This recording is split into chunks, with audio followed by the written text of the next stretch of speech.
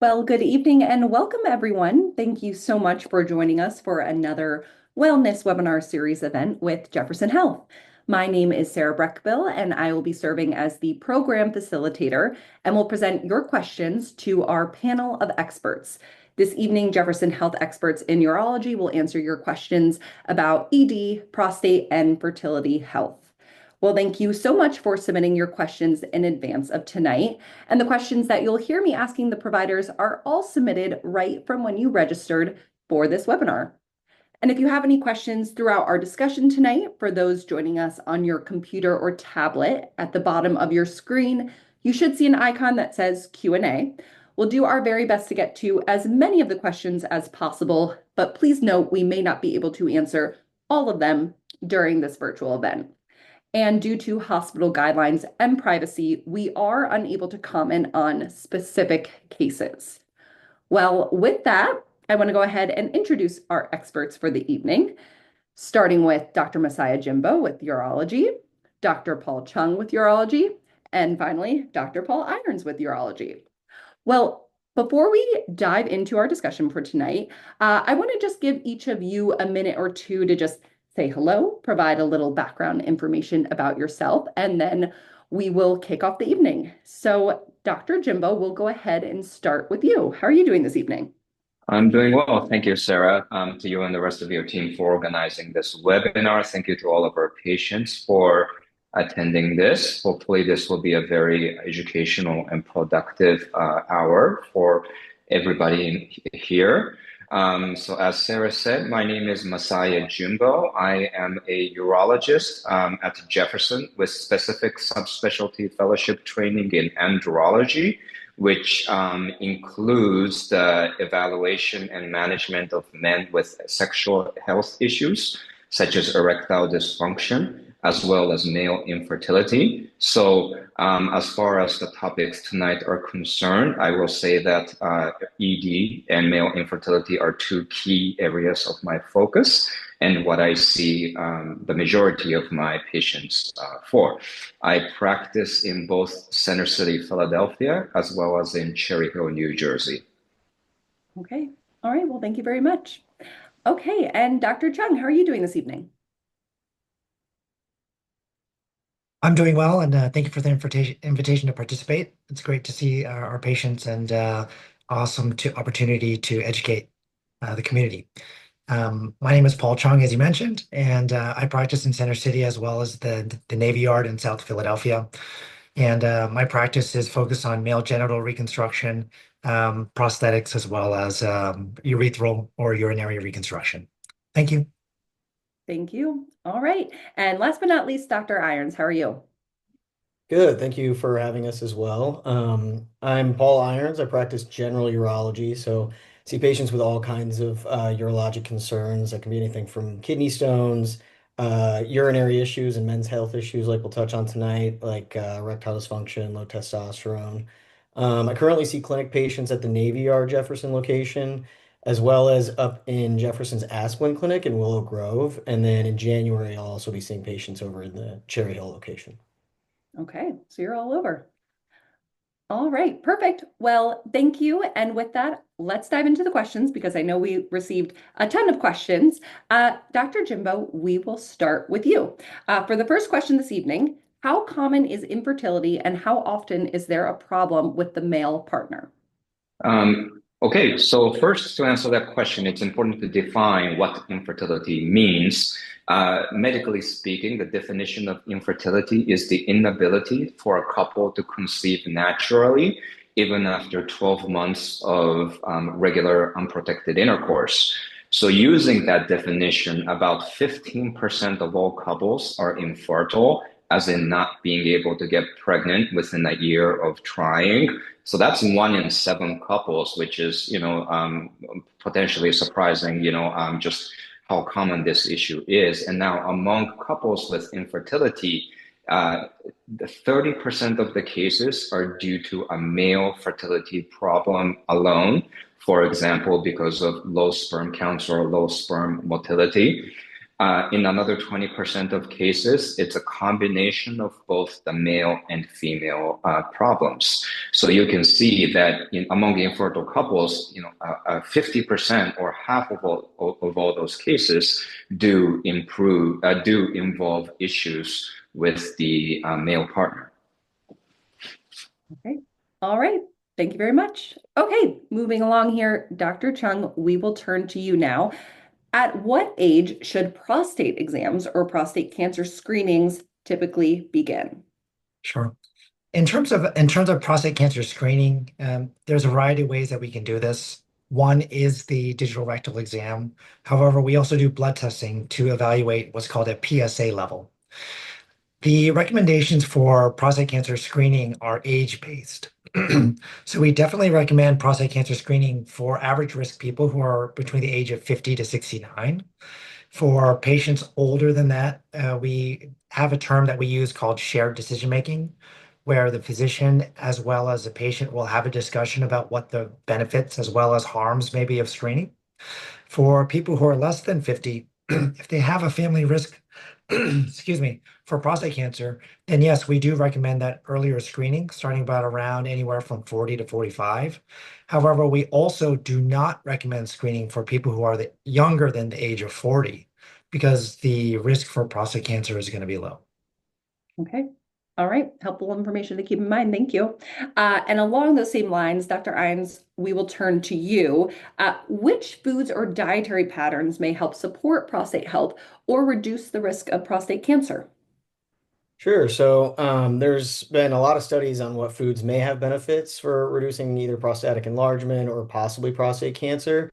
But I'll preface this by saying that with each of those studies, that might show some benefit. There are some that might show none at all. So I'll mention a few foods, but obviously everybody's different. And some people may or may not find benefits with these, and some people just may be more genetically prone to having an enlarged prostate or a higher risk of prostate cancer. So that being said, foods that have been specifically studied and may decrease some of these risks would be ones that have certain antioxidant effects, like tomatoes, watermelon, leafy green vegetables like broccoli, kale, spinach. Soy or soybean products and pumpkin seeds have been specifically looked at to help prevent prostatic enlargement. And then in terms of like proteins, salmon might have an impact because it's got a lot of omega-3s and it's a healthier kind of fat. Um, the sentiment kind of aligns with just having a well-balanced diet, healthy diet overall. On the flip side, and maybe even more importantly, is what foods might be an issue, not just for prostate health, but overall for your diet. So pre-prepared foods, a lot of salt, a lot of added sugars like in sodas or candy or that are higher in fat, might have a negative impact overall. And then finally, I'll give a shout out to vitamin D, which has been found to be low in a majority of Americans. And even, depending on where you live, you might not get enough sunlight to help with the vitamin D level. But there have been some studies that have looked at, higher vitamin D levels, showing an improvement in urinary symptoms or with limiting prostate growth. So that's something you can ask your primary care doctor about checking too. Okay. Thank you. Very helpful. All right, moving along here, Dr. Jimbo, this question is for you, and we will switch topics here to fertility. This question, what are some lifestyle measures one can take to improve their fertility? Yeah, so there's going to be a little bit of an overlap with the answer to the last question about prostate health and diet. I will say overall, this might come across as a little bit of a boring answer because in the sense that it is basically the answer that any primary care doctor will give you in terms of lifestyle measures to improve your overall health and well-being. Those same measures do apply to male fertility as well. So the main things it comes down to are maintaining a healthy diet, maintaining a healthy weight, avoiding smoking and other nicotine products, and trying to reduce or minimize the use of recreational substances, including alcohol. So as far as diet goes, again, here, there's a lot of overlap with the last question. Mediterranean style diet that's rich in fruits, vegetables, whole grains, seafood, those are associated with improvements in sperm quality. And conversely, again, as Dr. Irons mentioned, diets that are high in red and processed meats, sweets, sugar-sweetened beverages. Those may be associated with poor quality of sperm.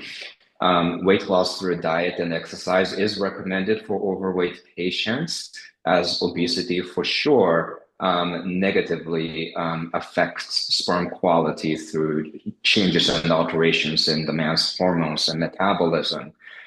Smoking cessation, definitely important. I encourage that to all patients presenting with fertility issues, as smoking for sure is associated with reduced sperm concentration and motility and morphology. There are some supplements out there that can be helpful. Most of them involve antioxidants, which again, the same idea as what Dr. Irons mentioned. Some specific, vitamins or minerals that have good antioxidant properties include vitamin C, vitamin E, selenium, zinc, CoQ10, and there are certainly commercially available fertility supplements that basically include all of these compounds at the effective doses. One other thing I will add that's sort of related is I will implore that any man who is interested in having children now or in the future should really be avoiding the use of testosterone or other anabolic steroids. That is becoming more and more common nowadays, especially among younger reproductive age men. Testosterone and anabolic steroids cause your testicles to shrink and stop making any sperm. And yes, it is true that if you stop using it, most men, your sperm counts do recover. But in some men, it can take a very long time for the recovery, even up to several years. And then in a small percent of men, you never regain normal amount of healthy sperm. So that is one additional advice I have about this topic. Okay, thank you. A lot of helpful information there for people to keep in mind. So appreciate you walking us through that. All right, Dr. Chung, we will turn to you now. Do any supplements actually help improve urinary symptoms or erectile dysfunction? Sure. Before I answer that question in more detail, I think it's important to understand the difference between supplements and drugs. Drugs are tested, they go through evaluation by the FDA. Supplements, they are not tested per se, and they don't need to go through any validation in terms of what they write, in terms of what percentage of the ingredients are in their that come in their product and also in their packaging. So that's just one thing to be aware of. In terms of the difference of what Dr. Jimbo was talking about in terms of infertility and the use of supplements, there aren't really drugs that exist to improve fertility per se. So when we talk about supplements for the use of urinary symptoms and erectile dysfunction, we actually have drugs that exist that are commonly used and well studied that can improve urinary symptoms and improve erectile function. So we actually want people to be a little bit cautious about what type of supplements they use for erectile function. For example, some people see me and they say, "I bought a Black Tiger from the gas station." These type of supplements, but we don't know quite exactly what's inside of them and how pure they are. So there have been studies that have been shown that demonstrate that these supplements can be harmful or do have harmful ingredients in them. In addition to that, several studies have been done evaluating supplements for urinary symptoms and have identified that they don't work. So one of those examples is saw palmetto, for example. Okay. Thank you. All right. And before we move on to the next question, just a friendly reminder to drop any of your questions that come up during this discussion into the chat, and we will get to the live questions at the end. But for now, we will keep moving through our submitted questions here. So Dr. Irons, this next question is for you. What are the potential long-term effects of medications commonly used for enlarged prostate, such as alpha blockers? Yeah, so first I can explain the more common medications we use for treating an enlarged prostate. So the first one you mentioned, alpha blockers, those work by relaxing parts of the prostate and bladder to help make it easier for the urine to flow. The most common medication for this is called tamsulosin, or also known as Flomax, which many people might have heard of. Some alpha blockers for the side effects can cause dizziness or headaches when you first start taking them, or slightly lower the blood pressure, especially if men already have a low blood pressure. But the ones we specifically prescribe for urinary symptoms are more directed at the urinary tract, so should have less of this effect on the blood pressure than other types of alpha blockers. Because they relax the urinary tract, they can be associated with something called retrograde ejaculation, where the semen travels backwards towards the bladder instead of coming outward with ejaculation. And that's not necessarily dangerous, but men may notice a decrease or absence of semen when they start taking these, and then stopping that medication can generally allow for this to resolve. For those considering cataract surgery, another possibly long-term side effect, it can be affecting the shape of the eye when you take an alpha blocker. So we would usually stop these if you're having eye surgery or cataract surgery, or can discuss other treatment options with your eye doctor if necessary.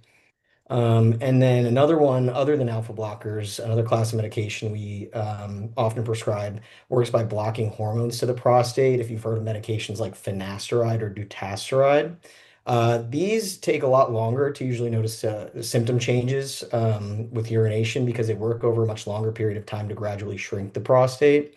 And because of how they work, men may notice other sexual side effects like erectile or ejaculatory issues, and those can also affect fertility. And then over long periods of use, men can also notice enlargement of the chest tissue called gynecomastia, which is unfortunately that's a non-reversible side effect of taking a medication like finasteride.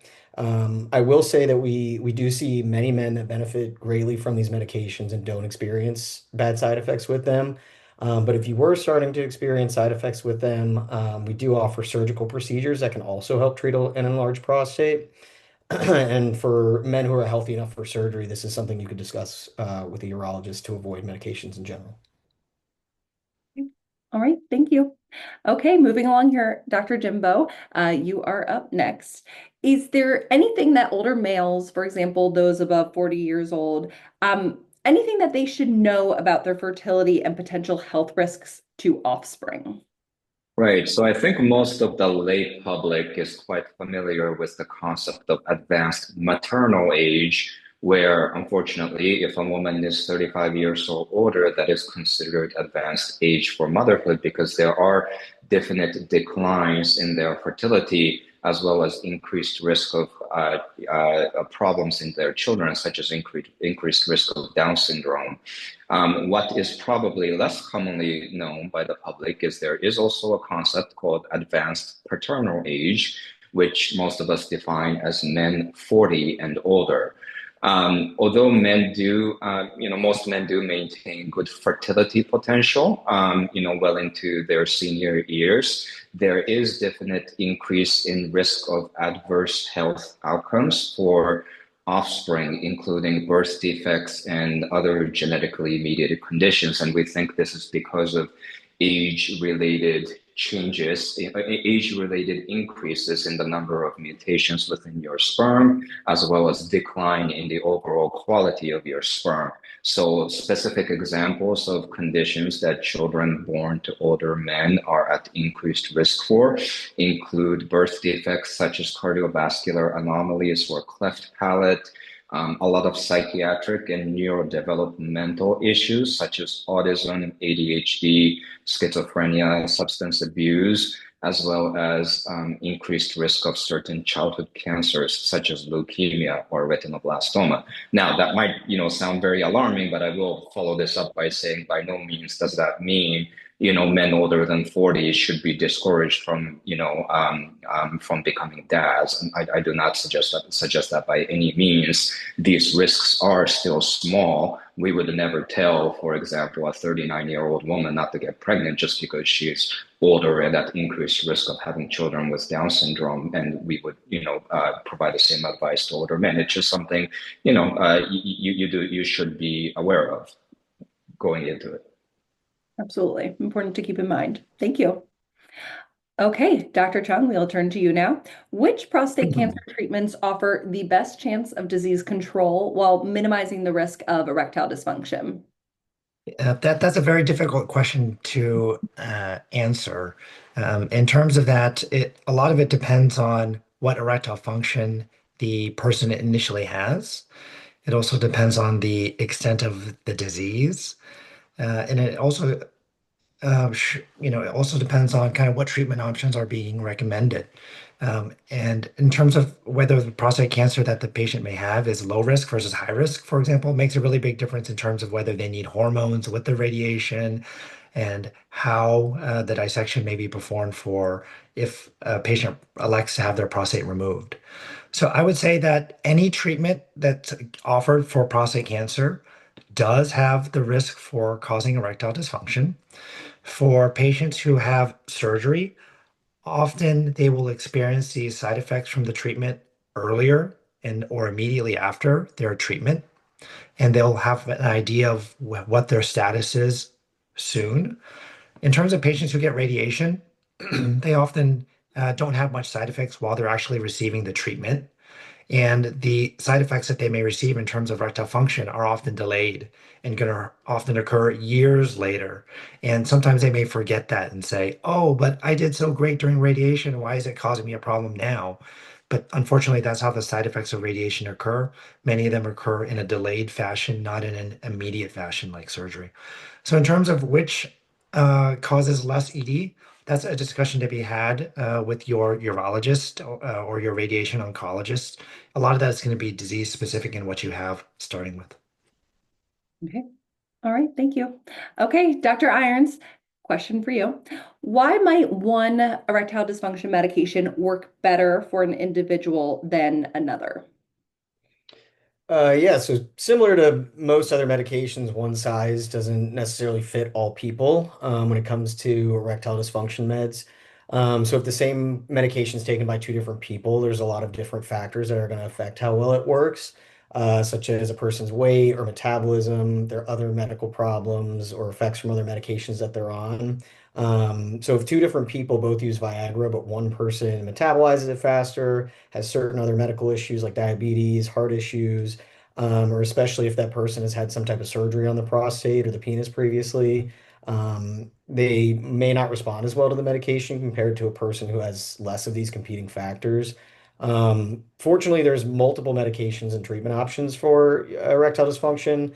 I often hear people say things like, my friend takes Viagra and they say it works great, but it hasn't been working for me. Then that's something we would discuss trying other options for that might better suit that individual to see if it works, more for them than somebody else. Okay. All right. Thank you. Okay, Dr. Jimbo, question for you.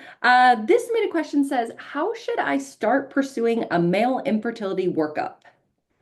Yeah, great. So for male infertility workup, I would say everything starts with a semen analysis, which looks at parameters such as your sperm count or concentration, how many of your sperm are motile, moving, how many of the sperm have normal shape versus abnormal shape.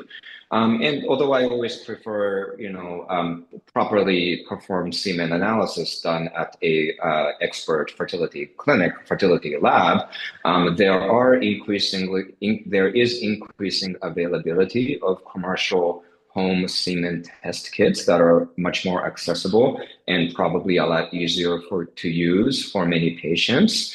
And from there, the workup can vary greatly depending on the results of the semen analysis, as well as the patient's specific history and characteristics. Workup could include everything from a physical exam to assess your testicle size and texture and other features of your scrotum, a second semen analysis to see if the first one really is accurate, some specialized sperm tests that look more at the inner genetic quality of the sperm that a regular semen analysis can't really tell you, as well as blood work to test for hormones such as your testosterone and estrogen levels that are also very important for male fertility. This kind of workup should definitely be done under the guidance and care of a urologist who is pretty familiar with the evaluation and management of men with infertility issues. Okay. Very helpful. Thank you. Okay, Dr. Chung, we'll turn to you now for a few more submitted questions here until we get to our live questions. But in the meantime, can you talk to us about what options are available when the standard erectile dysfunction medications stop working? The first line of treatment, as we've been discussing, is oral medications. However, there are other treatments that are available. These include using a vacuum erection device. They include penile injections. They include procedures such as a penile implant and even shockwave therapy, for example. There are many options that exist. However, not all individuals have the opportunity to learn about these options themselves. Sometimes they may be timid and don't know who to go to. Sometimes they may see a primary care physician who can only give them medicines and doesn't let them know that there are other options available. And even some urologists aren't that interested in treating erectile dysfunction. So we like to do these type of webinars so that the public can understand that there are experts out there, like the three of us, who are really experienced and actually really like talking about your erections. And we actually have the capability and also the ability to not just talk about it, but to actually really offer these treatment options to you, all of them. And sometimes people may just talk about it, but not really believe in them or not really be able to offer them to you. And that's the difference that we want people to recognize, that there are people who actually really like erectile dysfunction. All right, thank you. An important takeaway to keep in mind from tonight. Okay, Dr. Irons, next question is for you. Is there a relationship between erectile dysfunction and an enlarged prostate? Yeah, so ED and enlarged prostate issues they're very common things that we see in the urology office, but it doesn't necessarily mean there's an actual direct link between them. They both can come up as men get older, but having an enlarged prostate should not be considered the direct cause for somebody to also be experiencing erectile dysfunction. Erectile dysfunction is it's very multifactorial. It's not just something that's physical, but it has a mental component as well. So one way that you could maybe think of a link is that if somebody has an enlarged prostate, it's causing very severe urinary issues that are heavily impacting their quality of life. Maybe they're having a psychological, impact on the erectile function as well. And again, some of the medications that we previously discussed can play a role. So if somebody's on medications for their urinary symptoms of having an enlarged prostate and difficulty with urination, maybe the side effects of those treatments for the enlarged prostate are also impacting their erectile quality. But in short, they're kind of their own separate entities, really. So. Okay, all right, thank you. Okay, Dr. Jimbo, question for you here. How long does it typically take to see improvements in sperm parameters after making those lifestyle changes? I counsel patients that typically it takes at least 3 months or 90 days to see improvements in sperm parameters in response to whether it's lifestyle changes that you make or treatments that we administer to you in terms of medications or surgeries. And that is because it does take 90 days for your testicles to make a fresh batch of sperm.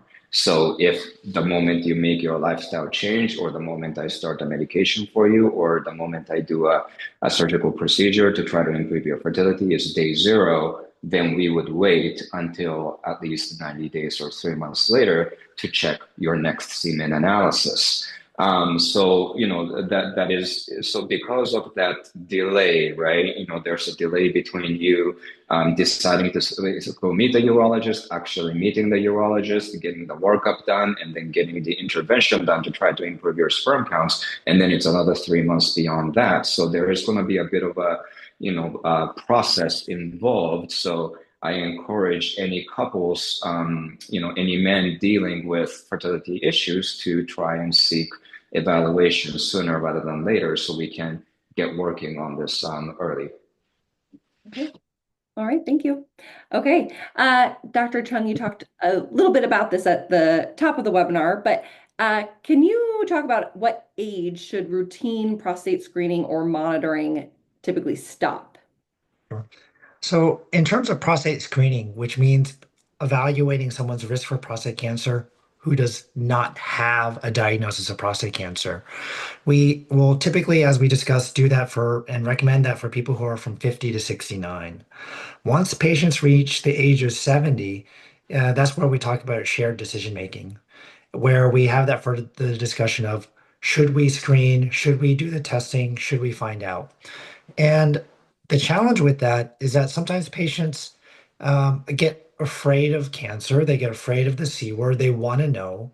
However, generally by that time point, it's possible that somebody might have cancer, but most likely if they have not been, if they've been screened properly, the chance of them having an aggressive cancer is going to be quite low. So if they were to undergo screening and continue to undergo screening, if they were to be diagnosed with a cancer, it's most likely going to be a low risk cancer.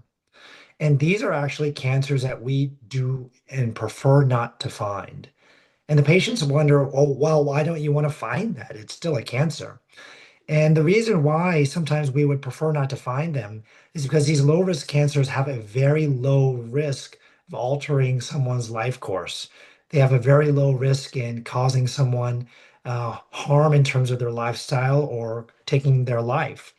But when someone gets diagnosed with cancer, then they have the emotional burden, the psychological burden, and then now they may consider treatment. And treatment has morbidity, meaning harm that can happen to it.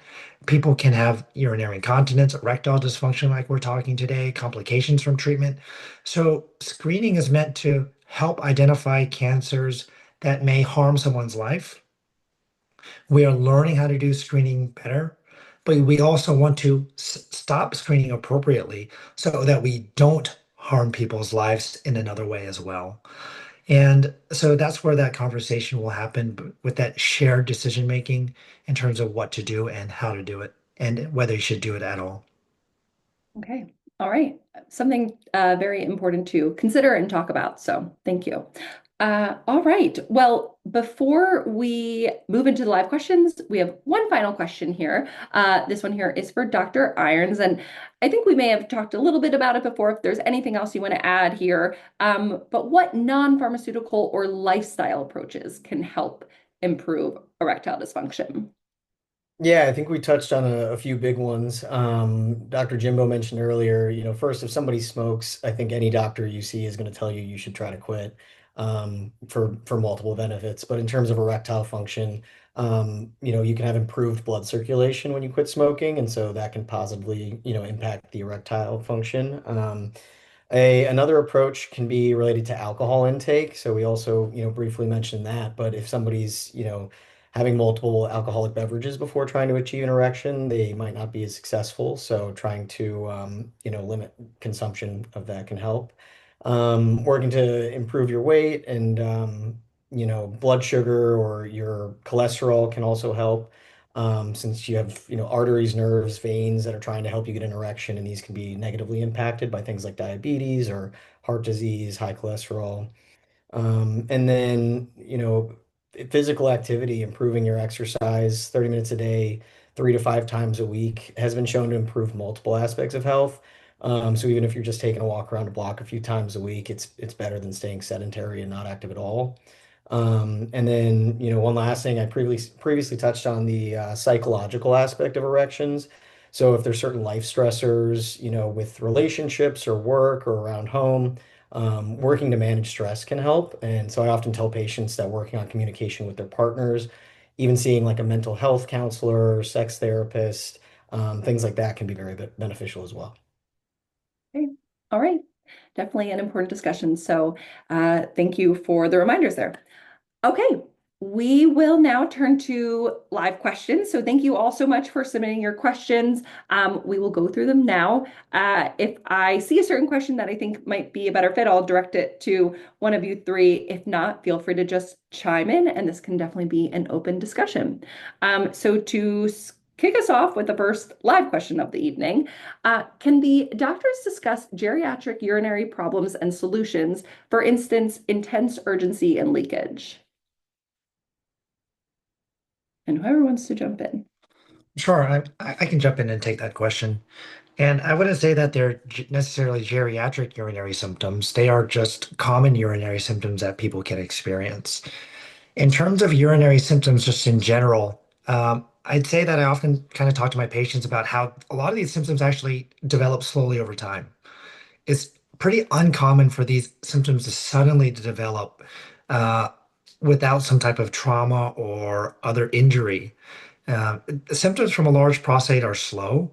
What typically happens is people get used to their symptoms, and their Uncle Joe has these symptoms, their friend Billy has these symptoms. So everyone's dealing with their symptoms and getting by. And then slowly over time, it gets worse and worse and worse. And then finally, they reach a point where they're frustrated.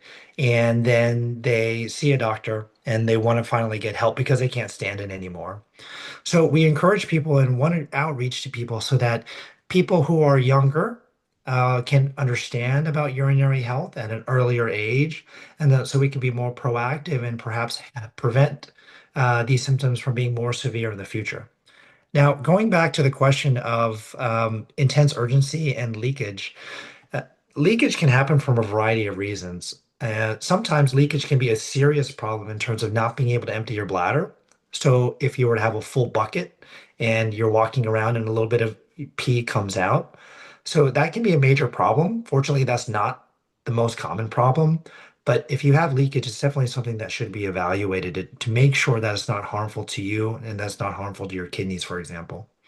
In terms of urinary symptoms of urgency, and urgency often comes with frequency, there is testing that a urologist can do to help us to better understand whether that might be coming from a large prostate or whether those might be symptoms of an overactive bladder or sometimes even both.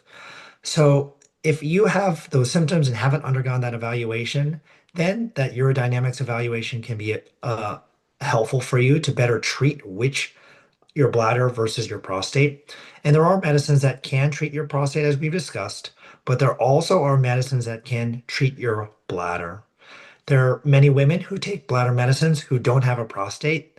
So there's 50% of the world who doesn't have a prostate, who does have urinary symptoms, just like urgency and frequency, who are on these medications already. And those are the same medications that many of our men are taking as well. Okay. All right. Thank you. Very helpful. All right. This next question I'm going to direct to Dr. Jimbo. Can you please discuss maybe in more plain terms how ED medications actually function and work, what mechanisms in the body take place, and what are the risks with commonly known ED meds? Right. So, the commonly used erectile dysfunction oral pills, the medications like Viagra, also known as sildenafil, and Cialis, also known as tadalafil, they all fall under the class of medication called phosphodiesterase 5 or PDE5 inhibitor. So they all work by the same mechanism. And they all work by promoting increased blood flow, basically relaxing and opening up the blood flow into your penis, promoting blood flow into the penis, which is how an erection forms. So they all work by the same mechanism. The differences are more in things such as, how quickly do they work and how quickly do they wear off, side effect profile, things like that, which then leads to the question about side effects with common medications such as Viagra and Cialis. Most patients tolerate them just fine.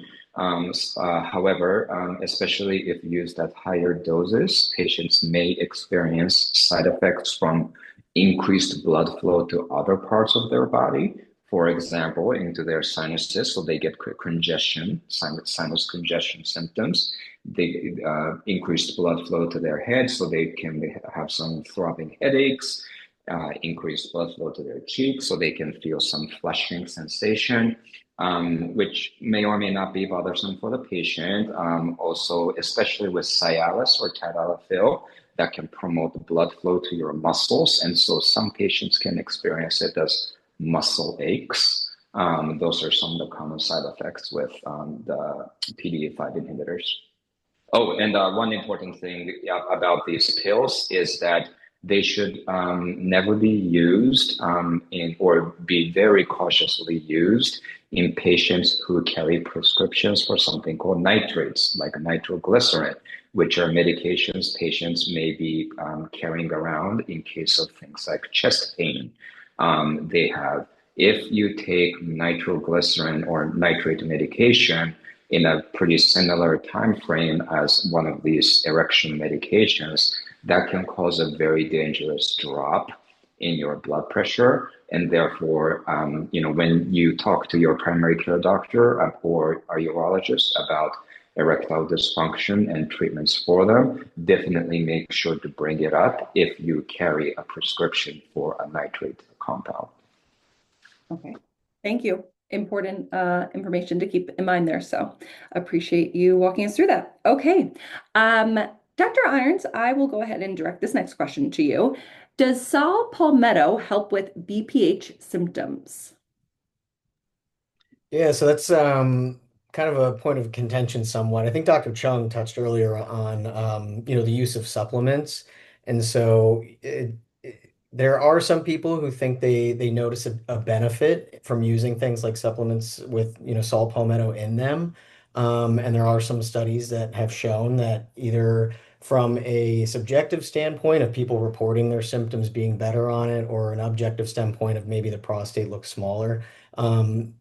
Potentially there can be a positive impact from taking it. But I feel like the majority of people who are on supplements like that don't typically notice enough of an improvement in their symptoms. And I think another thing, Dr. Chung, when he was speaking about it earlier, is that the difference between supplements and prescription medications, and supplements aren't necessarily regulated, while prescription medications have a lot more regulations on them. That a prescription medication for symptoms is more likely to be helpful. And I feel like I see people all the time who try saw palmetto for months to years and really don't notice an improvement. But every now and then I see some that do. So it's kind of a more subjective improvement in my opinion. So can be. Okay. Appreciate it. Thank you. Okay. Question here. I'll direct it to anyone who wants to chime in. Can the doctors talk about the pros and cons of commonly and increasingly advertised drugs and services available on the web? What are the risks involved? I think we've kind of touched on this, but any other thoughts here? Feel free to weigh in. Sure. I'll take this one.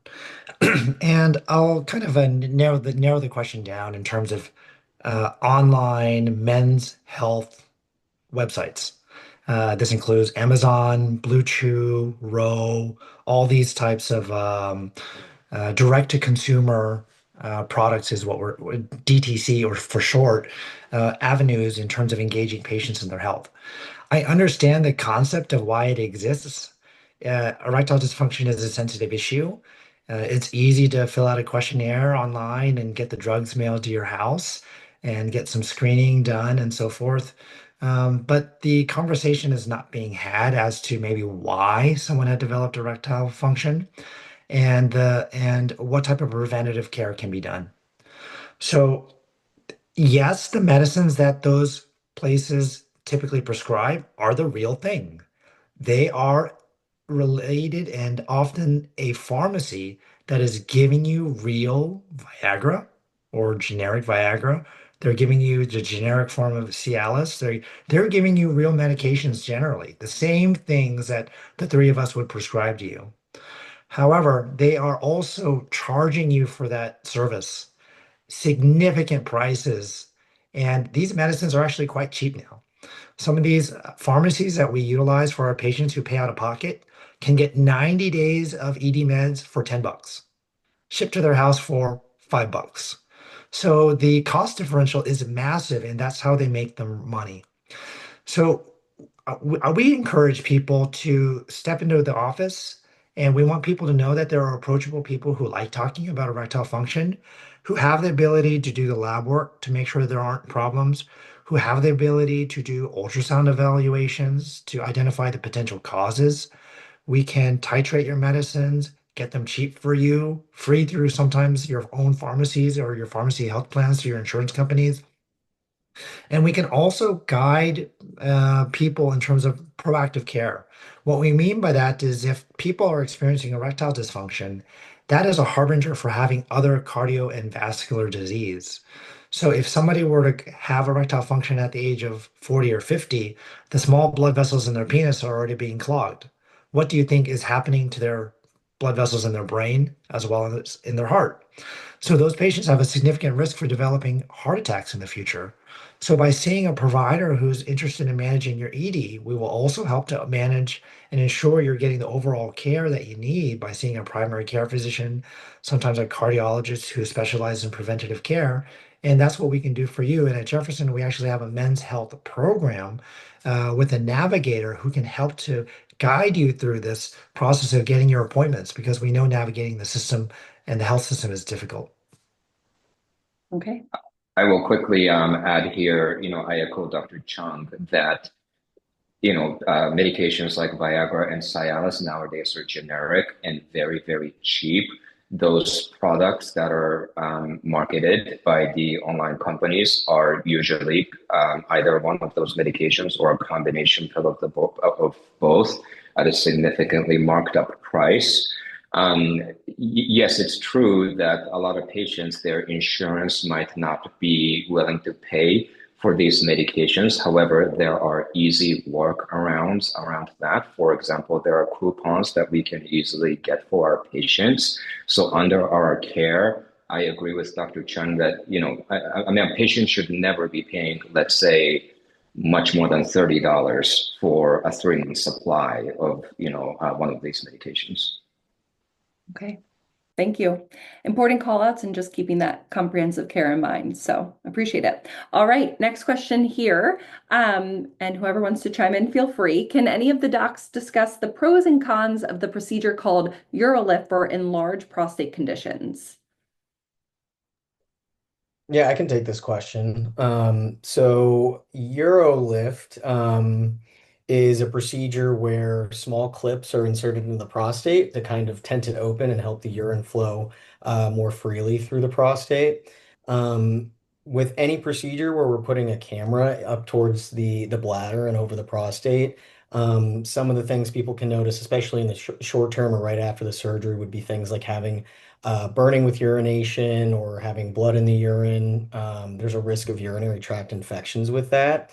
But overall, the benefit as guys move out from that procedure is that they're able to urinate more freely. They feel like their urine symptoms might be better. And so some men do have an improvement from that standpoint. One of the negatives, though, with UroLift is that you can kind of outgrow that. So the prostate, if you're not on any other medication or don't have any other procedures done to it, is going to continue to grow. So you could almost outgrow those clips and start to notice those urinary symptoms come back over time. So, it is an option. There's multiple options for treating an enlarged prostate. And that is one of them. There's a few others that are what we call minimally invasive treatments that can work in a similar way to UroLift. And then, other ones would be, I think somebody asked about like laser enucleation of the prostate, or a TURP is a transurethral resection of the prostate. Those generally will work for a longer period of time than something like a UroLift because they're more so directed at carving out a lot more tissue of the prostate, than a UroLift would. So, like I said, there's multiple options, so it would be something to discuss with a urologist if you're interested in one of those. So I hope Okay. that answers that. Yes, absolutely. Thank you. All right. Next question here. I am currently using Flomax twice a day. Is there a path for me to reduce the need for the medication that does not involve surgery? Any thoughts?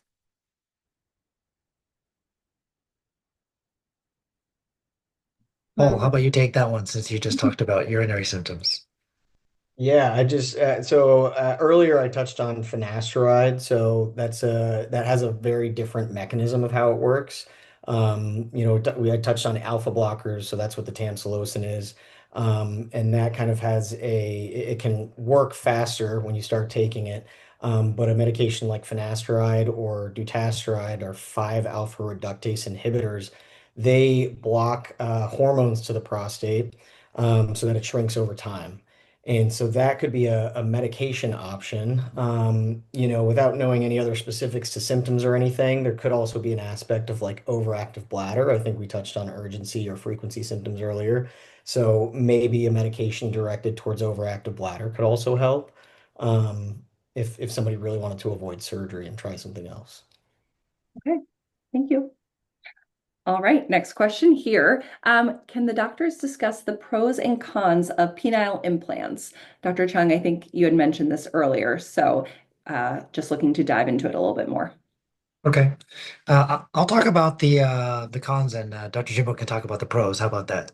There we go. Uh, in terms of choosing a treatment option for erectile function or erectile dysfunction, kind of what I first tell my patients is that uh, you have to think about kind of what you want to do long term in terms of how you want to treat yourself. And injections, for example, many people say, "Oh, I think I can do that," but they're actually thinking about the short term. So once they start doing the injections, they actually realize, "Oh, wow, I don't mind doing this once or twice, but I don't know if I want to do this long term."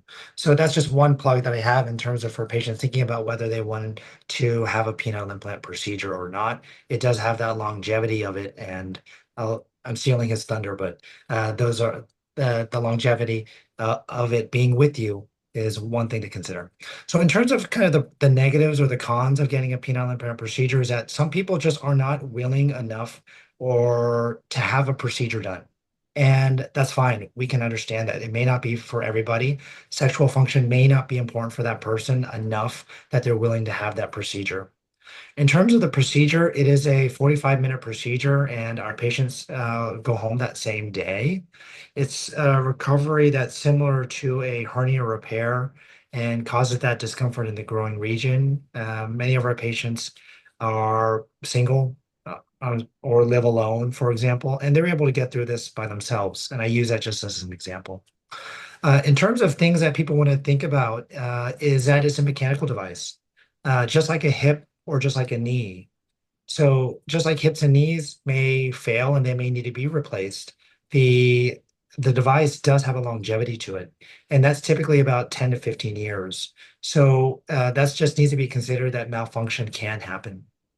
With any procedure that we do have a risk for infection. And that includes any dental procedure, any hernia repair, any type of procedure. However, when we put anything inside the body, just like a hip replacement or knee replacement, we have a higher risk for infection compared to a surgery where we're not putting something into the body. And if someone were to experience infection, then we have to have a second surgery to deal with that infection, which obviously none of us would prefer to have if we could help it. But that's why we do these seminars as well, so that you know who does high volume surgery. If you had a roof problem, you would not want someone who does 4 roofs a year to fix your roof. But that is the exact statistic. 75% of penile implants in the United States are performed by a surgeon who does 4 or less penile implants a year. 25% of penile implants are done by a high volume surgeon like us, for example. So a lot of people are not getting the experience of surgeon. The other things are going to be in terms of people may have some pain and discomfort as they're recovering. That is to be expected from any procedure that someone's going to go through. And then the last is that I kind of tell my patients that, this is a device. It's just like a hip or a knee. I use that analogy a lot. After someone gets a hip replacement or knee replacement, they are significantly better. They're free of pain. They have function again, but they are not running around the track at the speed that they were when they were 18 years old. That's an unreasonable expectation to have after a hip or a knee replacement. So after a penile implant placement, for example, similarly, we do expect to give that person a great erection and able to take advantage of how they are at that time, but they're not going to be exactly how they were when they were 18. Okay. All right. Any other thoughts, Dr. Jimbo? Sure. Yeah. So I'll follow Dr. Chang to talk mainly about the benefits of why you might want to do a penile implant. I will say one other potential drawback to a penile implant is that once you do it, there's no going back. It is a permanent solution. So for example, if a guy starts out doing penile injections and then decides, oh, I really hate having to inject needles into my penis, or I hate the fact that I have to, I keep this medication in the refrigerator and take it out every time. Now I want to move on to a penile implant. That's totally fine. But you cannot get a penile implant and then afterwards say, you know what, can you take it out? And then instead prescribe me penile injections to do that. That will no longer work. Once you have a penile implant placed, that completely fundamentally changes the way your penis works. So once a penile implant, then always a penile implant going forward. Now, as far as the benefits of penile implant go, they are many. First and foremost, it is a complete cure. Sure, maybe not necessarily, your penis is going to look and function like it did when you were 15, but as far as the ability to achieve and maintain a strong spontaneous erection goes, it is a complete cure for any type of ED. It doesn't matter what the cause of your ED was. It doesn't matter how bad your ED is. The penile implant will fix it. Because all of the components of the implant are within your body, hidden under your skin. There's no bottles for you to carry around, no needles or syringes for you to carry around. It takes 30 seconds for you to, achieve an erection with the implant and 30 seconds to turn it off. So it really allows for spontaneity, which is important for a lot of couples. It is by far the highest satisfaction rate among all ED treatments by a mile, with over 95% of men and their partners saying that they love the implant. And by far the most common feedback we get is, we wish we did this many years ago. The surgery is covered by most insurances, including Medicare. What else? And in one specific way, your erection may actually be even better than when you were 15 years old. Even younger men, if you don't have a penile implant, you ejaculate, your erection goes away, and it can take a while for you to get your erection back. That's completely normal physiology, and that's called a refractory period. But a penile implant is a mechanical erection. You pump up the implant and it stays erect as long as you want it to. So even after a patient achieves climax and ejaculation, if he and his partner want to keep on going, you can keep on going as long as you want. So those are some of the benefits of pursuing a penile implant. And yeah, the drawbacks we already discussed. Okay. All right. Well, thank you. I wish we could get to more questions because there are so many. So thank you. But unfortunately, we are running out of time here. So I am going to end with my final question this evening as we wrap up. So for the final question this evening, what are your goals for everyone listening in on this webinar? What would you like our viewers to take away from tonight? Dr. Jimbo, I will go ahead and start with you. Yeah, so first of all, thank you to you and your team again for organizing this webinar. Thank you to all of our patients for showing up. Thank you to Dr. Chung and Dr. Irons for participating with me. I hope this has been very productive and educational for everybody. The main takeaway message I would say I want patients to take is to recognize and understand that all of the issues we talked about today are very, very common and affect many men. I already talked about how infertility affects 1 in 7 couples, and half of those cases, there's a male factor involved. So that's thousands and even millions of men that are struggling with this problem. As far as erectile dysfunction goes, the prevalence essentially matches your age. So 40% of 40-year-old men, 60% of 60-year-old men, 80% of 80-year-old men suffer from some form of ED. Now, because these are very sensitive topics, men don't talk about it with each other, and therefore it's understandable that many of the men who suffer from these problems may think that they are the odd duckling and feel embarrassed by it. But hopefully, what this webinar helped our patients understand that these are very common issues that many of their peers deal with and struggle with as well. At the same time, these are things that you don't necessarily have to live with. There are very effective treatments out there like we talked about in detail, and we would be happy to, discuss any of these things in more detail with you individually, catered to your specific needs in the clinical setting. Okay. All right. Thank you so much, Dr. Jimbo. All right. And Dr. Irons, any final remarks for the evening? Yeah, I mean, I think Dr. Jimbo summed it up very well. Thanks again for having us and to everybody that tuned in. And, similar goal of, I hope anybody that's having erectile issues, urinary concerns, anything like that, hopefully would feel more comfortable now to come seek out an appointment with us or, ask your primary care doctor for a referral, or you can reach out to our offices.